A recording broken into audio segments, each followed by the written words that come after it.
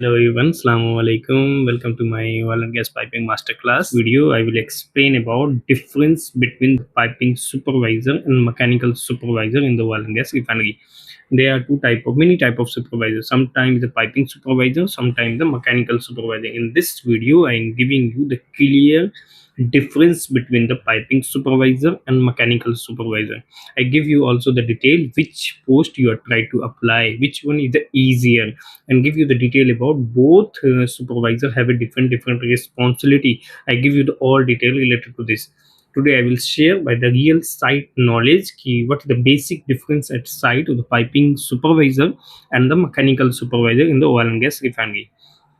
Okay, piping supervisor job responsibility in the oil and gas refinery. Piping supervisor mainly handle the pipe installation and construction. Like in the pipe installation means support also installation sometime, but mainly handle the pipe installation according to the ASME B31.3 and the project specification standard. मतलब आप जिस project पे काम कर रहे हो वहाँ के जो स्पेसिफिकेशन के हिसाब से और ASME B31.3 के हिसाब से आपके उस प्रोजेक्ट का जो स्टैंडर्ड है उसके हिसाब से पाइपिंग सुपरवाइजर का बेसिक रोल होता है पाइप को इंस्टॉल करना। एज ए पाइपिंग सुपरवाइजर आपकी बेसिक वर्क क्या क्या होती है, क्या क्या होता है वो आपको जानना बहुत जरूरी है, क्योंकि कभी कभी आपको जो जॉब मिलता है पाइपिंग सुपरवाइजर का और कभी कभी आपको जॉब मिलता है मैकेनिकल सुपरवाइजर का, तो दोनों में क्या डिफरेंस है आज की वीडियो में बात करेंगे। अगर आपसे कोई पूछता है कि एज ए पाइपिंग सुपरवाइजर आपकी बेसिक जॉब रिस्पॉन्सिबिलिटी क्या क्या है, तो आपको ये सारी चीज़ें बताना है। सबसे पहला है सुपरवाइजर का जो जॉब रिस्पॉन्सिबिलिटी होता है कि चलो मैन पावर तो हैंडल करना है, वो तो आपका फंडामेंटल है कि भाई मैन पावर को हैंडल करना, उसको टीबीटी देना, ये वो दिस डेट, वो तो उसका फंडामेंटल जॉब है। लेकिन टेक्निकल वे में अगर आपकी बात किया जाए कि टेक्निकल वे में है supervisor supervise the piping installation, erection and fit up. मतलब पाइपिंग इंस्टॉलेशन का मतलब हो गया कि आपको सुपरवाइज करना है कि भाई हम हमारा स्पूल कहाँ है, स्पूल हमको डिस्पैच हुआ या नहीं, अगर स्पूल डिस्पैच हो गया तो उसका फिर फिटिंग्स जो उसमें फिटिंग्स अटैच होगा, अब वो फिटिंग्स साइट पे अवेलेबल है या स्टोर में अवेलेबल है या नहीं, उस सबको साइट पे अरेंज करना। अरेंज करने के बाद आपको अपनी टीम को उसमें इन्वॉल्व करना। इन्वॉल्व करने के बाद है piping installation and erection and fit up को सुपरवाइज करना।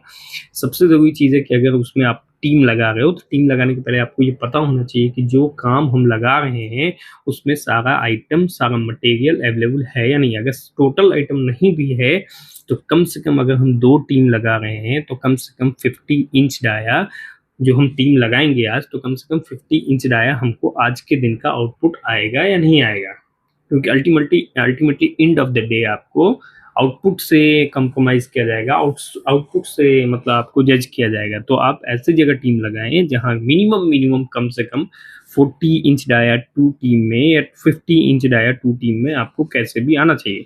अब उसके लिए आप पहले से का इंतज़ाम करते हो, पहले से आप वहाँ पे स्पूल शिफ्ट करवाते हो, पहले से आप फिटिंग शिफ्ट करवाते हो, तब टीम लगाते हो, या आप पहले टीम को ले जाके बैठा देते हो फिर आप मटेरियल ढूंढने जाते हो, तो ये आपका मसला है। अगर आप टीम को बैठा दिए, आप गए मटेरियल ढूंढने, तो 10 o'clock हो गया, आपका कुछ काम नहीं हुआ। सुबह का जो 3-4 घंटा अगर टाइम निकल गया तो फिर वो पूरे दिन में भी आउटपुट नहीं आएगा, क्योंकि मॉर्निंग में जब बंदा सो करके उठ करके आता है फ्रेश होके, अगर आपका जॉब 7 o'clock है, अगर 7:30 में उसके यहाँ पे सारा आइटम मतलब फिटिंग्स हो गया, उसका स्पूल है, ग्राइंडिंग मशीन है, वेल्डिंग मशीन है, उसके पावर केबल का कनेक्शन है, उसमें इसका फोल्डिंग चाहिए, उसके लिए उसका बैरिकेशन के लिए तार पुलिंग है या जो भी है, वो आपने अगर अरेंज कर दिया है तो फिर आपका आउटपुट 2 टीम में 50 इंच रहा है डेफिनेटली आएगा। उसके लिए जो टेकिंग वेल्डर का अरेंजमेंट है या फिर टेकर वेल्डर का अरेंजमेंट है या फिर उसके लिए जो ग्राइंडर का अरेंजमेंट है, उसके लिए जो फिटिंग्स चाहिए, वो सब अरेंजमेंट आपको करना है। तब आपको वो इंस्टॉलेशन के टाइम पे आपको उसका सुपरवाइज भी करना है, जब वो फिटअप करेगा तो उसको देखना भी है, इरेक्शन करेगा तो देखना भी है।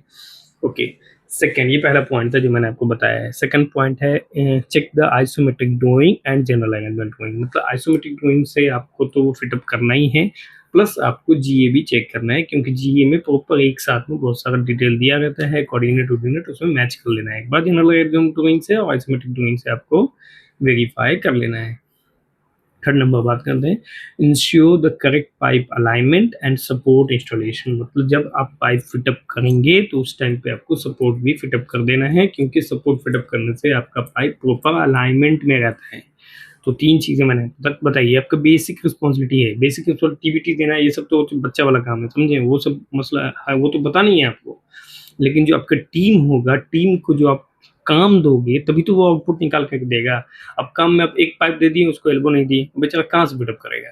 दिन भर वो ग्राइंडिंग मार के रखा है, पता चला कि उसमें कुछ आउटपुट ही नहीं आया। तो कहने का मतलब है कि आप जब भी उसको काम देते हैं तो आपको पता होना चाहिए कि भाई ये वाला जॉइंट करेगा तो 12 इंच डाया मिलेगा, ये जॉइंट करेगा तो 16 इंच डाया मिलेगा, तो 16, 12, 28 हो गया। अभी ये दोनों करने के लिए जो मटेरियल चाहिए वो उसको दे दीजिए, बस वो फिटअप कर देगा। नेक्स्ट है coordinate with the welding team and pipe welding. जब आपका फिटअप हो जाता है तो आपको वेल्डिंग टीम से कोऑर्डिनेट करना है as a supervisor, plus welding के लिए जो उसको अरेंजमेंट चाहिए, इसका फोल्डिंग चाहिए या फिर आपको जो भी चाहिए वो उसको बनवा के देना रहता है। उसके बाद है कि जब हम इरेक्शन करते हैं, जिस टाइम में फिटअप करेंगे, इरेक्शन करेंगे, उस टाइम में आपको एज पर अरिथमेटिक ड्राइंग या जनरल अरेंजमेंट ड्राइंग के हिसाब से उसका कोऑर्डिनेट भी चेक कर लेना है। उसका जो कोऑर्डिनेट है, जो भी अपना ब्रांच कनेक्शंस है, वो सबको वेरीफाई कर लेना है एक बार।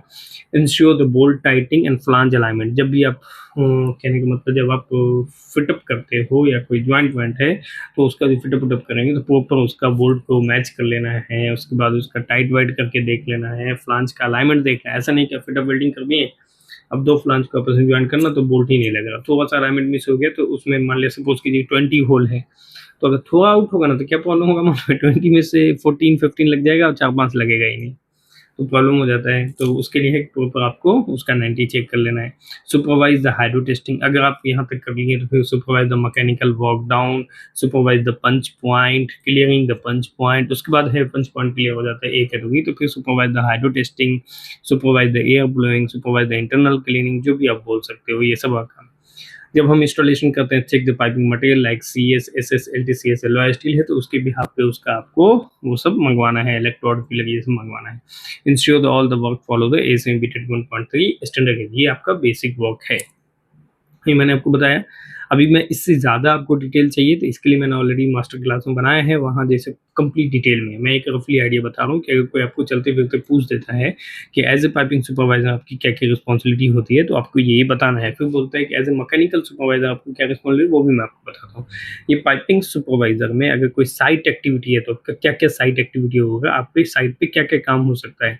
तो साइट पे हो गया स्पूल इरेक्शन का काम है, साइट पे pipe installation, pipe support installation का काम है, क्योंकि जब आप स्पूल इरेक्शन करेंगे तो आपको ऐसी हवा में स्पूल इरेक्शन नहीं करना है। उसके लिए अगर पाइप रैक है तो पाइप रैक पे जो सपोर्ट आ रहा है वो आपको लगाना है, क्योंकि वो एक ही काम के लिए 2 बार करने नहीं आएगा।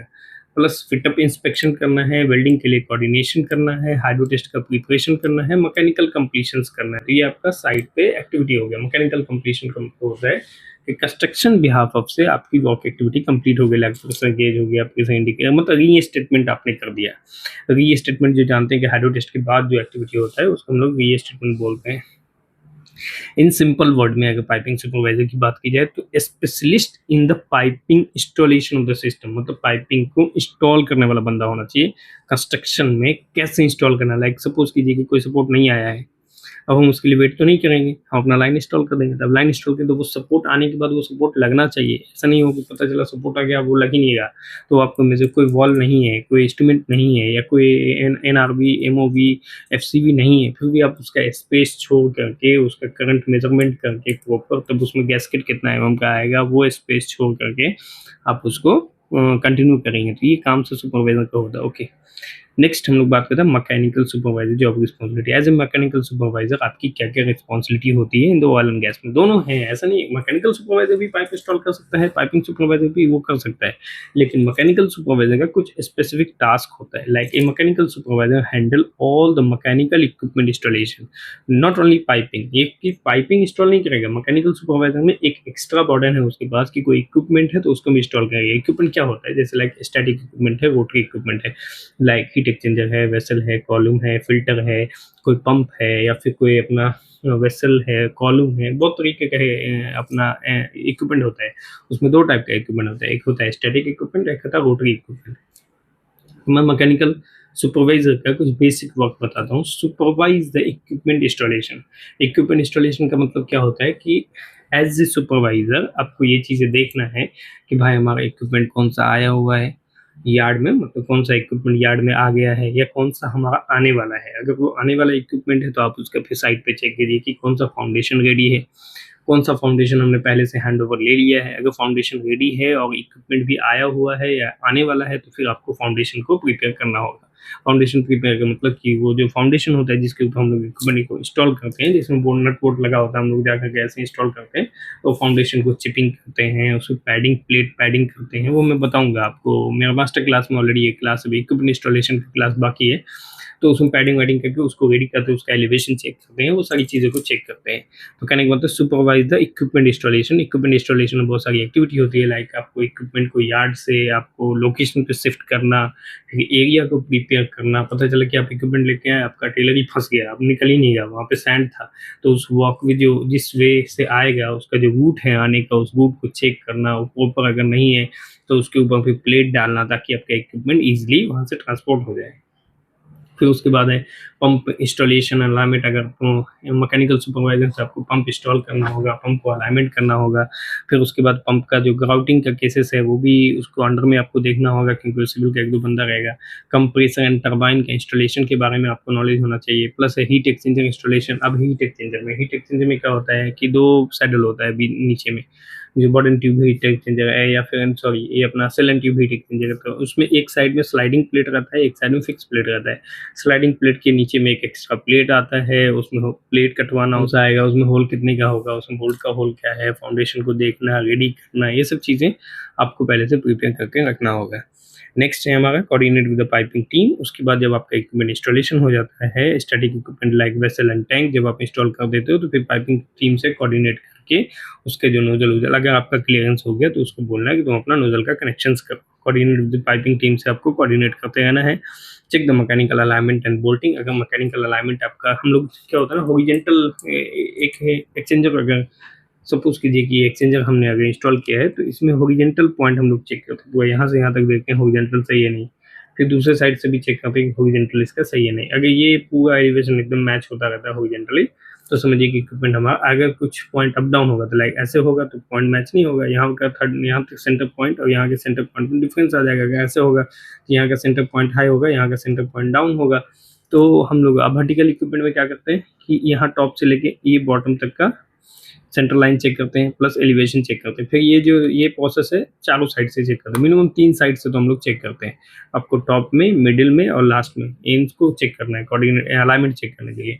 तो मैकेनिकल अलाइनमेंट क्लियर हो जाता है, जो नीचे बोल्टिंग है वो सबको हम लोग कंप्लीट कराते हैं। फिर उसके बाद है सपोर्ट फॉर कमिशनिंग टीम। उसके बाद हमारा प्री कमिशनिंग होता है। प्री कमिशनिंग में लाइक उसमें क्लीनिंग होगा, इंटरनल क्लीनिंग है। कमिशनिंग टीम में लाइक उसमें नाइट्रोजन पर्चिंग करना है, उसका इंटरनल क्लीनिंग करना है, ल्यूब ऑयल में हम लोग हेल्प करते हैं। ऐसा नहीं कि मतलब हम लोगों का काम खत्म हो जाता है, मैकेनिकल सुपरवाइजर का कमिशनिंग टीम तक हैंड ओवर तक एक्टिविटी रहती है। एज ए सुपरवाइजर आपकी क्या क्या एक्टिविटी होती है साइट पे, जो मैंने उसमें बताया था। तो इसमें है pump installation, equipment foundation checking. मैंने आपको बताया ना कि इक्विपमेंट का फाउंडेशन, हम फाउंडेशन में क्या देखना है कि भाई फाउंडेशन का एलिवेशन कितना हाई है, डाउन है, उसका स्लीप का बोल्ट कैसा है, थ्रेड तो डैमेज नहीं हो गया, बोल्ट का डिस्टेंस जो सर्कमफेरेंस में बोल्ट लगा है उसका डिस्टेंस कैसा है। उसके बाद मैकेनिकल एरेक्शन, जब हम लोग एरेक्शन करते हैं तो उसमें अपना लिफ्टिंग बेल्ट, टूल्स, टैकल, जो रिगिंग टीम है उसको थोड़ा बहुत सपोर्ट करना। जब वो स्पूल इक्विपमेंट लेकर के आता है, जब वो डालने के टाइम पे आता है, तो as a mechanical super rigging team का मतलब है कि वो ऐसे उठा करके आपको यहाँ पे ले आएगा। अब उसमें आपको देखना है कि भाई इसका कोऑर्डिनेट कौन सा नोजल कौन से साइड रहेगा, तो आपको ऐसे मूव करके जिस साइड में वो नोजल आ रहा है उसको वेरीफाई करके आपको फाइनली इंस्टॉल करवाना है।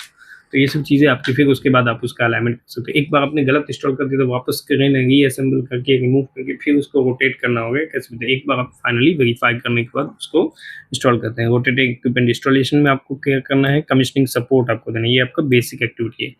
तो अभी आपने देख लिया मैकेनिकल सुपरवाइजर और पाइपिंग सुपरवाइजर में क्या क्या डिफरेंस होता है। तो mechanical supervisor means overall mechanical equipment supervise, मतलब मैकेनिकल का जो स्टैटिक इक्विपमेंट और रोटिक इक्विपमेंट होता है वो उसको सुपरवाइज करता है। ओके, सिंपल डिफरेंस अगर मैं आपको टेबल के जरिए समझाता हूँ। पाइपिंग सुपरवाइजर का मतलब होता है कि work mainly in the piping system. Piping supervisor piping system के साथ वर्क करते हैं, जबकि मैकेनिकल सुपरवाइजर जो है वो work on the mechanical equipment के साथ वर्क करते हैं। मैकेनिकल सुपरवाइजर मैकेनिकल इक्विपमेंट के साथ वर्क करता है। पाइपिंग सुपरवाइजर जो है पाइप का एरेक्शन करवाता है, वेल्डिंग करवाता है, टेस्टिंग करवाता है, जबकि मैकेनिकल सुपरवाइजर पंप, कंप्रेसर और वेसल को एरेक्शन और अलाइनमेंट करवाता है।